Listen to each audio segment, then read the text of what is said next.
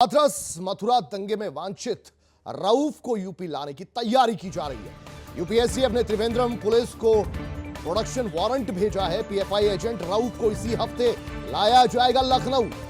हाथरस में दंगे भड़काने के मामले में होगी पूछताछ। विदेशी फंडिंग के मामले में रऊफ से पूछताछ की जाएगी।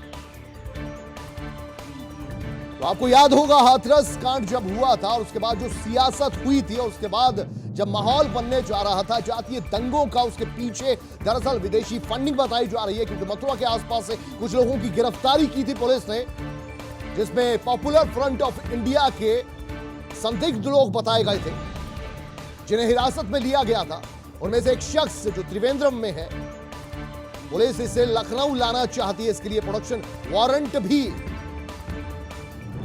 निकाला गया है। हाथरस में दंगे भड़काने के मामले में पूछताछ हो सकती है। रऊफ नाम का यह शख्स, विदेशी फंडिंग के मामले में शख्स से पूछताछ होगी, क्योंकि जातीय दंगा भड़काने की कोशिश थी हाथरस मामले के दौरान। आपको बता दें हाथरस में जब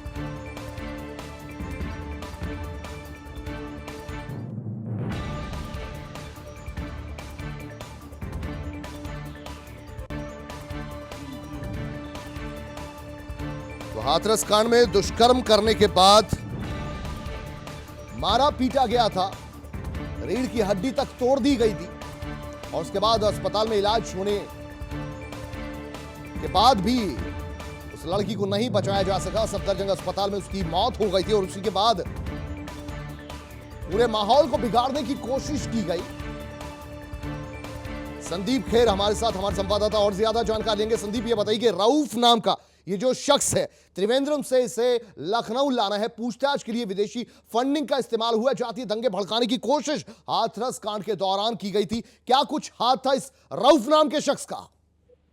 देखिए, बिल्कुल कुलदीप, आपको बता दें, जिस तरह से कह सकते हैं कि हाथरस और मथुरा दंगे में ये शामिल था रऊफ। आपको बता दें, इसको यूपी लाने की कह सकते हैं पूरी तरह से तैयारियां चल रही हैं। जिस तरह से देखिए वहां पर दंगे हुए थे, तमाम तरह से कह सकते हैं शांति व्यवस्था है जो भंग कर गई थी, उसमें इसको दोषी पाया गया था और उसको लेकर लगातार कह सकते हैं ऐसी कार्रवाई जारी है। उसी में आपको बता दें कि एसटीएफ ने केरल के त्रिवेंद्र पुलिस के प्रोटेक्शन वारंट भेजा है और साफ तौर पर यह कहा जा रहा है कि पीएफआई का सदस्य रऊफ जो है उसको इसी सप्ताह लखनऊ लाया जाएगा और वहीं पर साथ ही साथ उससे विदेशी फंडिंग के मामले में पूछताछ की जाएगी। क्योंकि देखिए, जिस तरह से कहा गया था कि ये जो एक संस्था थी पीएफआई, इसमें लगातार ऐसी विदेशी फंडिंग की जा रही है और इसमें लगातार ऐसा कह सकते हैं कि लोगों को भड़काने का प्रयास किया जा रहा है, जिसमें कह सकते हैं कि पुलिस की जो सक्रियता है, पुलिस की जो भूमिका है, वो लगातार कह सकते हैं लोगों से पूछताछ के लिए जारी थी। और इसके पहले भी उन्होंने पीएफआई से जुड़े 4 लोगों से पूछताछ करी थी, जिसमें से एक ने, जो अतीकुर रहमान है, उसने रऊफ के बारे में जानकारी दी थी और पता चला था कि विदेश से इसमें 2 करोड़ की फंडिंग हुई है, जिसका इस्तेमाल दंगा भड़काने की साजिश में किया जाना है। इन्हीं सब मामले में कह सकते हैं कि रऊफ का नाम आने के बाद उसकी गिरफ्तारी के लिए लुकआउट नोटिस भी जारी किया गया था। इस पर रऊफ को वहीं पर आपको बता दें त्रिवेंद्रम हवाई अड्डे पर रोक लिया गया था और बाद में उससे ईडी ने अपनी गिरफ्त में ले लिया था।